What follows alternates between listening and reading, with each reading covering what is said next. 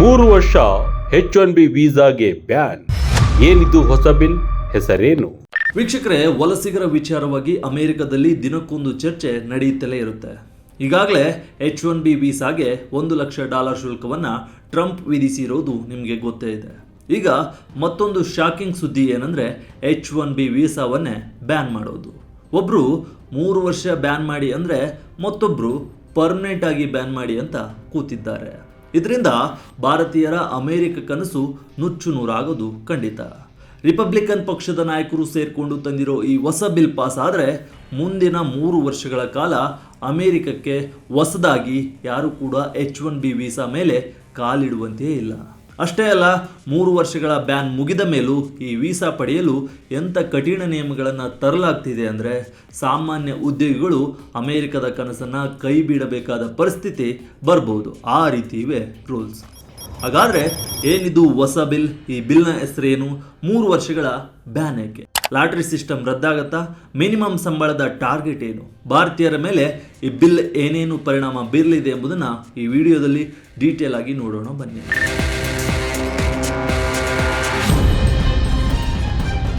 ವೀಕ್ಷಕರೇ, ಅಮೆರಿಕದಲ್ಲಿರುವ ದೊಡ್ಡ ದೊಡ್ಡ ಕಾರ್ಪೊರೇಟ್ ಕಂಪನಿಗಳು, ತಂತ್ರಜ್ಞಾನ ಕಂಪನಿಗಳು ಹೊರದೇಶದ ಪ್ರತಿಭಾವಂತ ಉದ್ಯೋಗಿಗಳನ್ನು, ಅದರಲ್ಲೂ ವಿಶೇಷವಾಗಿ ಭಾರತ ಮತ್ತು ಚೀನಾದ ಟೆಕ್ಕಿಗಳನ್ನು ಕೆಲಸಕ್ಕೆ ತೆಗೆದುಕೊಳ್ಳಲು ಬಳಸುವ ಪ್ರಮುಖ ಅಸ್ತ್ರವೇ ಈ H1B ವೀಸಾ.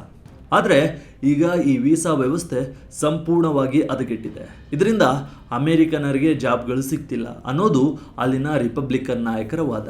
ಇದೇ ಕಾರಣಕ್ಕಾಗಿ ರಿಪಬ್ಲಿಕನ್ ಪಕ್ಷದ ಜನಪ್ರತಿನಿಧಿ ಎಲಿ ಕ್ರೇನ್ ಎನ್ನುವರು end H1B visa abuse act of 2026 ಎಂಬ ಅತ್ಯಂತ ಕಠಿಣವಾದ ಮಸೂದೆಯನ್ನು ಪರಿಚಯಿಸಿದ್ದಾರೆ. ಈ ಬಿಲ್ನ ಪ್ರಮುಖ ಉದ್ದೇಶವೇ ಪ್ರಸ್ತುತ ಇರುವ H1B ವೀಸಾ ವಿತರಣೆಯನ್ನು ಸಂಪೂರ್ಣವಾಗಿ ತಡೆಹಿಡಿಯೋದು. ಹೌದು, ಈ ಬಿಲ್ ಪ್ರಕಾರ ಮುಂದಿನ 3 ವರ್ಷಗಳ ಕಾಲ ಯಾವುದೇ ಹೊಸ H1B ವೀಸಾಗಳನ್ನು ನೀಡುವಂತಿಲ್ಲ.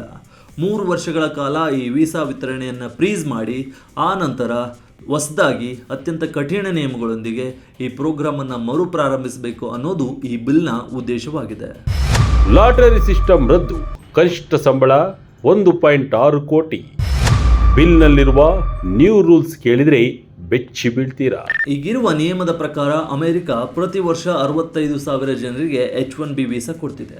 ಜೊತೆಗೆ ಉನ್ನತ ವ್ಯಾಸಂಗ ಮಾಡಿದವರಿಗೆ ಎಕ್ಸ್ಟ್ರಾ 20,000 ವೀಸಾ ಕೊಡಲಾಗ್ತಿದೆ. ಆದರೆ ಹೊಸ ಬಿಲ್ ಪ್ರಕಾರ 65,000 ಲಿಮಿಟ್ ಅನ್ನ ಕೇವಲ 25,000ಕ್ಕೆ ಇಳಿಸಲು ಪ್ರಸ್ತಾವನೆಯನ್ನು ಇಡಲಾಗಿದೆ. ಅಂದರೆ ವೀಸಾಗಳ ಸಂಖ್ಯೆಯಲ್ಲಿ ಭಾರೀ ಕಡಿತ ಆಗಲಿದೆ.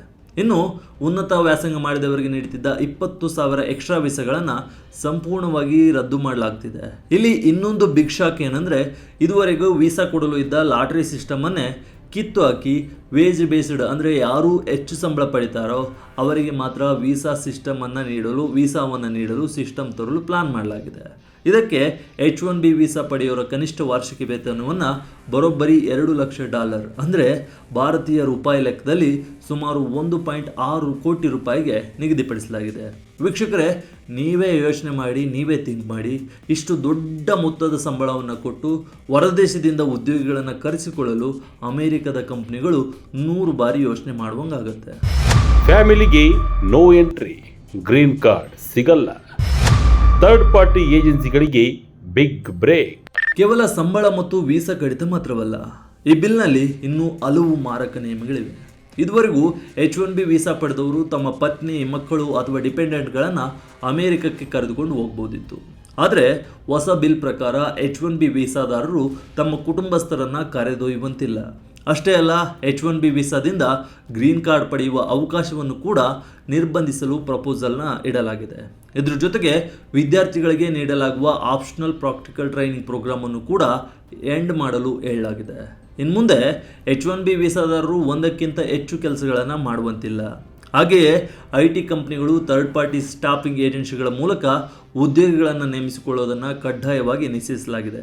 ಯಾವುದೇ ಉದ್ಯೋಗಿಯನ್ನು ನೇಮಿಸಿಕೊಳ್ಳುವ ಮುನ್ನ ನಾವು ಈ ಕೆಲಸಕ್ಕೆ ಅರ್ಹರಾದ ಅಮೆರಿಕನ್ ಪ್ರಜೆಯನ್ನು ಹುಡುಕಲು ಪ್ರಯತ್ನಿಸಿದೆವು, ಆದರೆ ಯಾರೂ ಸಿಗಲಿಲ್ಲ. ಹಾಗೆಯೇ ನಾವು ಕಂಪನಿಯಲ್ಲಿ ಯಾವುದೇ ಲೇ ಆಫ್ ಮಾಡಿಲ್ಲ ಅಂತ ಕಂಪನಿಗಳು ಸರ್ಕಾರಕ್ಕೆ ಸರ್ಟಿಫಿಕೇಟನ್ನು ಕೊಡಬೇಕಾಗುತ್ತೆ. ಅಮೆರಿಕನರಿಗೆ ಜಾಬ್, ವಿದೇಶಿಗರಿಗೆ ಗೇಟ್ ಪಾಸ್. ರಿಪಬ್ಲಿಕನ್ ನಾಯಕರ ವಾದವೇನು? ಹಾಗಾದ್ರೆ ಇಷ್ಟೊಂದು ಕಠಿಣವಾದ ಬಿಲ್ ಅನ್ನ ಯಾಕೆ ತರಲಾಗ್ತಿದೆ? ಈ ಬಿಲ್ ಮಂಡಿಸಿದ ಏಲಿ ಕ್ರೇನ್ ಅವರು ಹೇಳೋ ಪ್ರಕಾರ ಫೆಡರಲ್ ಸರ್ಕಾರ ಕಷ್ಟಪಟ್ಟು ದುಡಿಯುವ ಅಮೆರಿಕನ್ ನಾಗರಿಕರಿಗಾಗಿ ಕೆಲಸ ಮಾಡಬೇಕೇ ಹೊರತು ಬೃಹತ್ ಕಾರ್ಪೊರೇಟ್ ಕಂಪನಿಗಳ ಲಾಭಕ್ಕಾಗಿ ಅಲ್ಲ. ಮುರಿದು ಬಿದ್ದಿರೋ ಈ H-1B ಸಿಸ್ಟಮ್ನಿಂದಾಗಿ ಅಮೆರಿಕನ್ನರಿಗೆ ಸಿಗಬೇಕಾದ ಕೆಲಸಗಳು ಕೈದಪ್ಪಿ ಹೋಗ್ತಿವೆ. ಇದನ್ನು ತಡೆಯೋದು ನಮ್ಮ ಕರ್ತವ್ಯ ಅಂತ ಅವರು ಹೇಳಿದ್ದಾರೆ. ಇನ್ನು ಈ ಬಿಲ್ಲನ್ನು ಬ್ರ್ಯಾಂಡನ್ ಗಿಲ್, ಪಾಲ್ ಗೋಸರ್ ಮತ್ತು ಆ್ಯಂಡಿ ವೋಗಲ್ಸ್ ಎಂಬ ರಿಪಬ್ಲಿಕನ್ ನಾಯಕರು ಬೆಂಬಲಿಸಿದ್ದಾರೆ.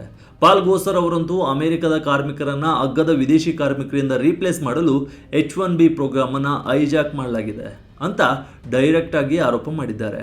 ಆ್ಯಂಡಿ ವೋಗಲ್ಸ್ ಅವರು ಇನ್ನೂ ಒಂದು ಸ್ಟೆಪ್ ಮುಂದೆ ಹೋಗಿ, ನಾವು ಕಾರ್ಪೊರೇಟ್ ಕಂಪನಿಗಳ ಮುಂದೆ ತಲೆಬಾಗಲ್ಲ, ಅಮೆರಿಕನ್ನರು ತಮ್ಮದೇ ದೇಶದಲ್ಲಿ ಅಪರಿಚಿತರಾಗಲು ನಾವು ಬಿಡಲ್ಲ, ಈ H-1B ಸ್ಕ್ಯಾಮ್ ಅನ್ನ ಕೊನೆಗಳಿಸಿ ಅಂತ ಗುಡುಗಿದ್ದಾರೆ.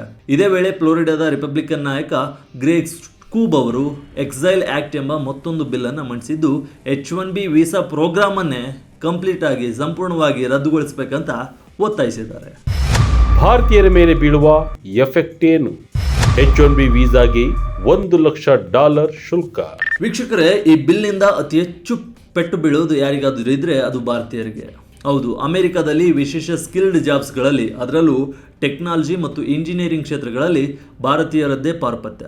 ಟ್ರಂಪ್ ಆಡಳಿತದ ಅಂಕಿಅಂಶಗಳ ಪ್ರಕಾರವೇ H-1B ವೀಸಾ ಪಡೆಯುವರ ಪೈಕಿ 80%ಕ್ಕಿಂತ ಹೆಚ್ಚು ಜನ ಭಾರತೀಯರು ಮತ್ತು ಚೀನಿಯರೇ ಆಗಿದ್ದಾರೆ. ಒಂದು ವೇಳೆ ಈ ಬಿಲ್ ಕಾನೂನಾಗಿ ಜಾರಿಯಾದರೆ ಭಾರತದಿಂದ ಅಮೆರಿಕಕ್ಕೆ ಹೋಗುವ ಯುವಕರ ಕನಸಿಗೆ ದೊಡ್ಡ ಬ್ರೇಕ್ ಬೀಳಲಿದೆ. ನೆನಪಿರಲಿ, ಕಳೆದ ಬಾರಿ ಟ್ರಂಪ್ ಆಡಳಿತವಿದ್ದಾಗಲೂ ಕಾನೂನುಬದ್ಧ ವಲಸೆಯ ಮೇಲೆ ಸಾಕಷ್ಟು ನಿರ್ಬಂಧಗಳನ್ನು ಹೇರಲಾಗಿತ್ತು. ಇನ್ನು ಈ ಬಾರಿ H-1B ಪ್ರೋಗ್ರಾಂ ದುರ್ಬಳಕೆಯು ರಾಷ್ಟ್ರೀಯ ಭದ್ರತೆಗೆ ಬೆದರಿಕೆ ಅಂತ ಕರೆದಿರೋ ಅಧ್ಯಕ್ಷ ಟ್ರಂಪ್ ಈಗಾಗಲೇ ಹೊಸ H-1B ವೀಸಾಗಳ ಮೇಲೆ $1,00,000 ಶುಲ್ಕವನ್ನು ವಿಧಿಸಿದ್ದಾರೆ. ಇದರಿಂದಾಗಿ ಭಾರತೀಯ ಉದ್ಯೋಗಿಗಳಲ್ಲಿ ಭಾರಿ ಆತಂಕ ಮನೆ ಮಾಡಿತ್ತು. ಎಷ್ಟೋ ವೀಸಾ ಇಂಟರ್ವ್ಯೂಗಳು ಮುಂದೂಡಲ್ಪಟ್ಟಿದ್ದವು. ವೀಸಾ ಸ್ಟ್ಯಾಂಪಿಂಗ್ ಆಗಿ ಭಾರತಕ್ಕೆ ಬಂದಿದ್ದ ಎಷ್ಟೋ ಜನ ವಾಪಸ್ ಹೋಗಲಾಗದೆ ಪರದಾಡಿದ್ರು. ಆದರೆ ಒಂದು ಸಮಾಧಾನದ ವಿಷಯ ಏನಂದ್ರೆ, ಈ ಬಿಲ್ ಪಾಸ್ ಆದರೂ L-1 ವೀಸಾ ಹೊಂದಿರೋ ಉನ್ನತ ಮಟ್ಟದ ಅಧಿಕಾರಿಗಳು ಕೆಲಸಕ್ಕಾಗಿ ಅಮೆರಿಕವನ್ನು ಪ್ರವೇಶಿಸಲು ಯಾವುದೇ ಅಡ್ಡಿ ಇಲ್ಲ ಅಂತ ಹೇಳಲಾಗಿದೆ. ಈ ಬಿಲ್ ಕಾನೂನಾಗಿ ಜಾರಿಯಾಗುತ್ತಾ? ವೀಸಾ ನಿಯಮಗಳಲ್ಲಿ ಈಗ ಚೇಂಜ್ ಆಗಿದೆಯಾ? ವೀಕ್ಷಕರೇ, ಇದೆಲ್ಲವನ್ನು ಕೇಳಿ ನೀವು ಈಗಲೇ ಪ್ಯಾನಿಕ್ ಆಗೋ ಅಗತ್ಯವಂತೂ ಇಲ್ಲ. ಯಾಕಂದರೆ ಇದು ಕೇವಲ ಹೌಸ್ ಆಫ್ ರೆಪ್ರೆಸೆಂಟೇಟಿವ್ಸ್ನಲ್ಲಿ ಮಂಡನೆ ಆಗಿರೋ ಒಂದು ಪ್ರಸ್ತಾವಿತ ಬಿಲ್ ಅಷ್ಟೇ, ಪ್ರಪೋಸ್ಡ್ ಬಿಲ್. ಇದು ಇನ್ನೂ ಕಾನೂನಾಗಿಲ್ಲ. ಯಾವುದೇ ಬದಲಾವಣೆ ಆಗಬೇಕಾದ್ರೂ ಈ ಬಿಲ್ ಕಾಂಗ್ರೆಸ್ನಲ್ಲಿ ಪಾಸ್ ಆಗಬೇಕು, ಸೆನೆಟ್ನಲ್ಲಿ ಒಪ್ಪಿಗೆ ಪಡಿಬೇಕು ಮತ್ತು ಅಂತಿಮವಾಗಿ ಪ್ರೆಸಿಡೆಂಟ್ ಇದಕ್ಕೆ ಸಹಿ ಹಾಕಬೇಕು. ಪ್ರೆಸಿಡೆಂಟ್ ಸಹಿ ಹಾಕ್ತಾರೆ, ಅದರಲ್ಲಿ ಯಾವುದೇ ಡೌಟ್ ಇಲ್ಲ. ಪ್ರಸ್ತುತ ಲಭ್ಯವಿರುವ ಮಾಹಿತಿಯ ಪ್ರಕಾರ ಈ ಬಿಲ್ ಇನ್ನೂ ಆರಂಭಿಕ ಹಂತದಲ್ಲಿದೆ. ಇದು ಯಾವುದೇ ಕಮಿಟಿಯಿಂದ ಪಾಸ್ ಆಗಿ ಚರ್ಚೆಗೆ ಬಂದಿರೋ ಸೂಚನೆಗಳಂತೂ ಸಿಕ್ಕಿಲ್ಲ. ಹೀಗಾಗಿ ಪ್ರಾಯೋಗಿಕವಾಗಿ ಹೇಳೋದಾದರೆ ಸದ್ಯಕ್ಕೆ H-1B ವೀಸಾ ನಿಯಮಗಳಲ್ಲಿ ಯಾವುದೇ ಬದಲಾವಣೆ ಆಗಿಲ್ಲ. ಆದರೆ ಈಗಾಗಲೇ ಅನೇಕ ಬದಲಾವಣೆಗಳಾಗಿದ್ದು ಆ ನಿಯಮಗಳೇ ಮುಂದುವರಿತಿವೆ. 3 ವರ್ಷಗಳ ವೀಸಾ ಬ್ಯಾನ್ ಕೂಡ ಜಾರಿಯಲ್ಲಿಲ್ಲ. ಆದರೆ ಅಮೆರಿಕದ ರಾಜಕೀಯದಲ್ಲಿ, ಅದರಲ್ಲೂ ವಲಸೆ ನೀತಿಗಳ ವಿಚಾರದಲ್ಲಿ ರಿಪಬ್ಲಿಕನ್ ನಾಯಕರು ಎಷ್ಟರ ಮಟ್ಟಿಗೆ ಅಗ್ರೆಸಿವ್ ಆಗಿದ್ದಾರೆ ಮತ್ತು ಭವಿಷ್ಯದಲ್ಲಿ H-1B ವೀಸಾ ವ್ಯವಸ್ಥೆ ಯಾವ ಕಡೆ ವಾಲ್ಬಹುದು ಅನ್ನೋದಕ್ಕೆ ಈ ಬಿಲ್ ಒಂದು ಸ್ಪಷ್ಟ ಎಕ್ಸಾಂಪಲ್ ಆಗಿದೆ. ಒಟ್ನಲ್ಲಿ ಅಮೆರಿಕದ IT ಕಂಪನಿಗಳಿಗೆ ಭಾರತೀಯರೇ ಜೀವಾಳ. ಆದರೆ ಅಲ್ಲಿನ ರಾಜಕೀಯ ನಾಯಕರು ಅಮೆರಿಕ ಫಸ್ಟ್ ಎಂಬ ನಿಟ್ಟಿನಲ್ಲಿ ಒಂದೊಂದೇ ಸ್ಟೆಪ್ಪನ್ನು ಹಿಡಿತಿದ್ದಾರೆ. ಒಂದು ವೇಳೆ ಈ ಬಿಲ್ ಭವಿಷ್ಯದಲ್ಲಿ ಪಾಸ್ ಆದರೆ ಭಾರತದ IT ಸೆಕ್ಟರ್ಗೆ ಮತ್ತು ಅಮೆರಿಕದ ಕನಸು ಕಾಣ್ತಿರೋ ಯುವ ಜನತೆಗೆ ಇದು ಅರಗಿಸಿಕೊಳ್ಳಲಾಗದ ಆಘಾತವಾಗೋದಂತೂ ಸುಳ್ಳಲ್ಲ. ಆದರೆ ಭಾರತದ ಸ್ಕಿಲ್ಡ್ ವರ್ಕರ್ಗಳು ಇಲ್ಲದೆ ಅಮೆರಿಕದ IT ಕಂಪ್ನಿಗಳು ಸರ್ವೈವ್ ಆಗೋದು ಕೂಡ ಅಷ್ಟೇ ಕಷ್ಟ ಅನ್ನೋದು ಅಲ್ಲಿನ ಕಾರ್ಪೊರೇಟ್ ಕಂಪ್ನಿಗಳಿಗೂ ಚೆನ್ನಾಗಿ ಗೊತ್ತಿದೆ. ಹಾಗಾಗಿ ಈ ಬಿಲ್ನ ಭವಿಷ್ಯ ಏನಾಗುತ್ತೆ ಎಂಬುದನ್ನು ಕಾದು ನೋಡಬೇಕಿದೆ. ಇದು ವಿಜಯ ಕರ್ನಾಟಕ ಇಂಟರ್ನ್ಯಾಷನಲ್ ವಿಶೇಷ. ಇದೇ ರೀತಿಯ ಹೆಚ್ಚಿನ ವಿಡಿಯೋಗಳಿಗಾಗಿ ವಿಜಯ ಕರ್ನಾಟಕ ಇಂಟರ್ನ್ಯಾಷನಲ್ನ ಫೇಸ್ಬುಕ್, ಯೂಟ್ಯೂಬ್ ಮತ್ತು ಇನ್ಸ್ಟಾಗ್ರಾಮ್ನಲ್ಲಿ ಫಾಲೋ ಮಾಡಿ. ಧನ್ಯವಾದ.